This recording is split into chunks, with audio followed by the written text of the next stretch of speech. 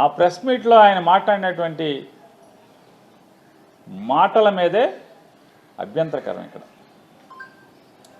ఎందుకు అభ్యంతరకరం అంటే ఆయన నారా చంద్రబాబు నాయుడు గారు కలిసి అది నిర్మించేశారంట, ఈయన విమానం వేసుకొచ్చి దిగేశాడంట, హైదరాబాద్లో కూడా చంద్రబాబు కట్టేశాడంట, భోగాపురం కూడా చంద్రబాబు ఈయన కలిసి కట్టేశాడంట. ఇది తప్పు కదా అంటున్నాను. చిన్న వయసులో అదృష్టవశాత్తు మంత్రి అయ్యావు, నీ అమోఘమైనటువంటి తెలివితేటలతో, అపారమైనటువంటి మేధస్సుతో, నీ సమర్థతో భారతదేశం మొత్తాన్ని కూడా అల్లకల్లోలం చేసి ప్రపంచం ముందు సిగ్గుపడేలాగా చేశావనేది ప్రపంచం ఎప్పటికీ మర్చిపోదు.